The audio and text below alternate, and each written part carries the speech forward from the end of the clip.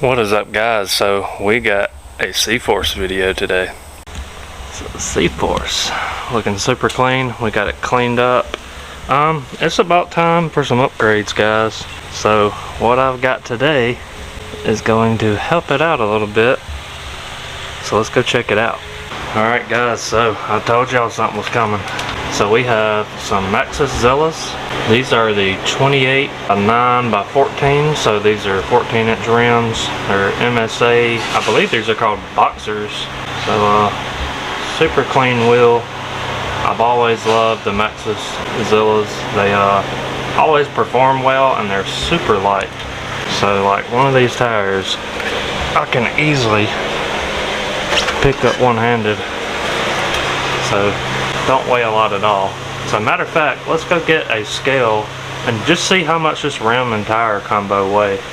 And of course, when we take the stocks off, we'll weigh them. We'll see a weight difference to see just how much more weight some aftermarket rims and tires add to your machine. So the stock rims and tires that come on this thing, they aren't a bad tire. They've done really good. I've rode it in a little bit of mud, not too much.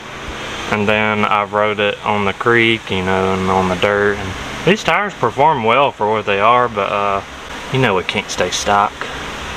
So these are 25 by 8 by 12, so 12-inch rim and 25-inch tire. So I'm gonna bump it on up to a 28-inch tire. So I think it's gonna look a whole lot better on the CForce.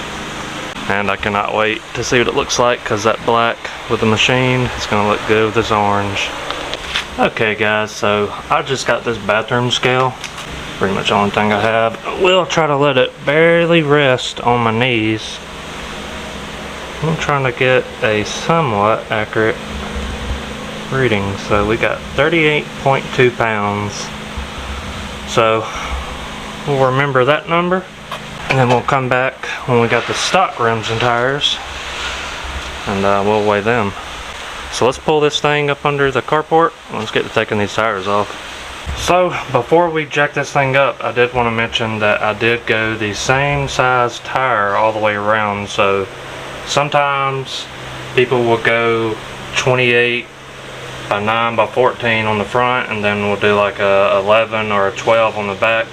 But we stayed with the 9 all the way around, so we're gonna see how that does. I think it'll be a little bit lighter too.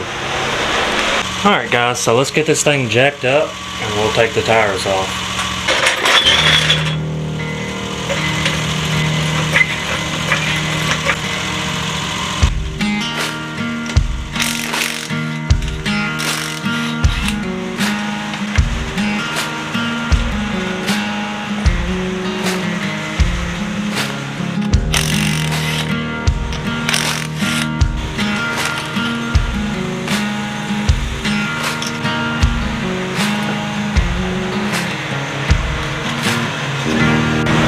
So with your kit, you're going to get a Gorilla Automotive Products wheel installation kit. So this kit is going to come with all your lug nuts. Going to come with some valve stems. So if your wheels and tires are already mounted like these are, you're going to already have a valve stem. So these will actually just be some extra valve stems in case you ever need them.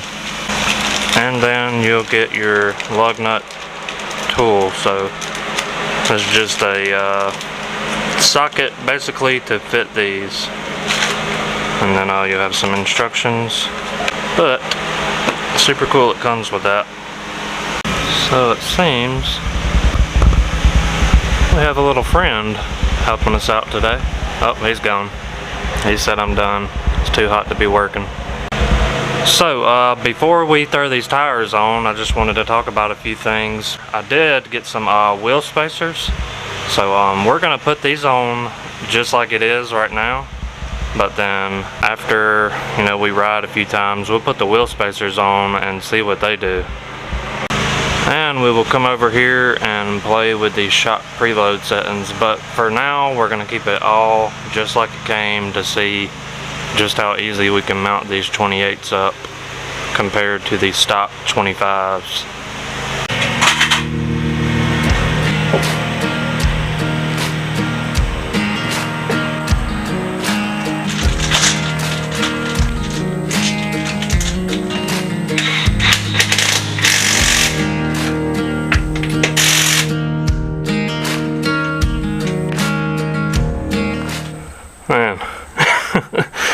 Look at that difference. Little tiny tires. And we go to the big boys. So this thing, man, I can't wait to get them all on. So let's weigh this stock tire real quick and see how much of a difference it was. Alright, so stock weight. Let's try to do it the same way. Got 28.4 pounds. So we're gonna go ahead and get the rest of these tires on real quick, and then we'll check this thing out. I think it's gonna look sick.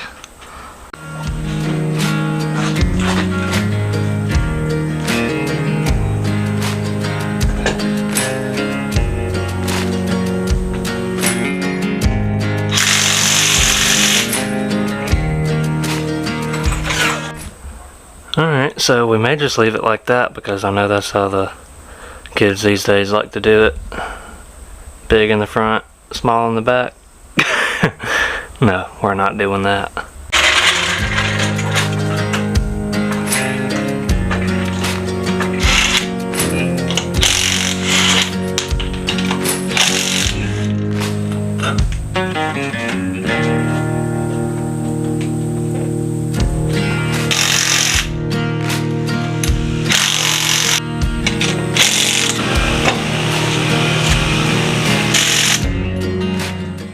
Oh boy, so let's pull this thing out in the yard and let's get a look at it.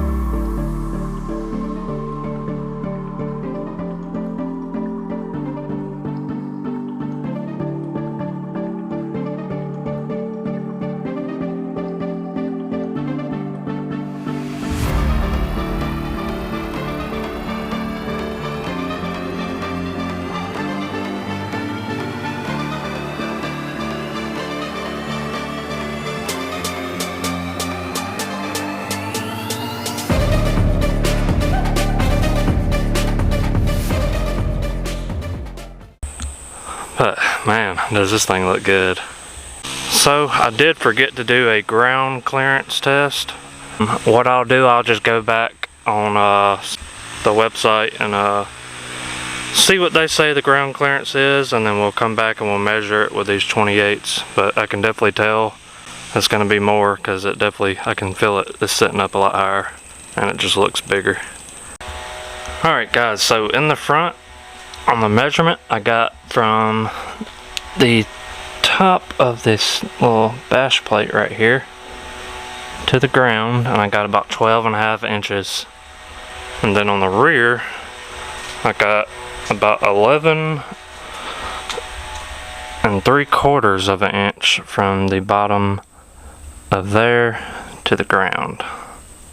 So of course that'll change when we go start playing with the shock some, but I don't remember the stock height, so yeah, I'll have to go back on the website and I'll put those numbers up beside each other so we can check it out. And one more thing guys, I wanted to show y'all a little tip. So on the lug nuts, alright, we tighten them down with this DeWalt. This is like the medium sized impact wrench. It's a XR DeWalt 20 volt brushless, and I have a 20 volt 5AH battery, so we tightened them down on high. So this is a digital torque reader from Quinn.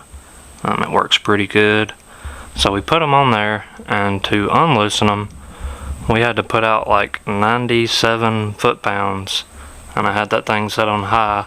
So actually that is too much torque on your lug nuts. So it's recommended from like 52.4 to like I think 59 foot-pounds. So what we're going to do is come back around to all 4 tires, tighten them down to the correct tightness. So when you over tighten your lug nuts, basically what that can do is it'll stretch them out. So when I say stretch them out, I mean if you over tighten them, it's gonna it's gonna stretch them out. And then when you go to tighten them up again, it's gonna take even more force to get to the desired torque that you want to put on your lug nuts. So if you ever see people having problems with their lug nuts coming off or the studs breaking off, it's probably because they have them over torqued. And pretty much all that does, it will cause heat.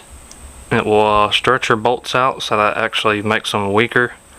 And it just causes all kind of things, wheel bearing problems, all kind of stuff. You don't want to generate heat, and you don't want too much torque on your lug nuts. So just a helpful tip. And you can find these digital torque readers. I want to say I got that at like Walmart maybe, or maybe like AutoZone, I don't know, but I did research and there's another one kind of like it that you can find pretty easily, but that one's just as good, and it works, and it'll save you a lot of time on repairs. And you don't want your wheel falling off when you're riding down the road, so torque your lug nuts down to the right stuff. Do it right, it'll help you out in the future. Alright guys, so that's going to be it for this video. Remember, if you want something like this for your CF Moto, go to mainstreetcycle.com, and if you're close by the store, go stop by there. Like I said earlier, they have like so many selections. So we're going to be taking this thing out on the river or the creek this weekend, I'm not for sure, but it's going to be a good time, and I'm ready to show y'all what it can do with these new tires. I think it's going to do a whole lot better. But until then, we'll see y'all guys later. Don't forget to like, subscribe, and comment, and we'll see y'all in the next one.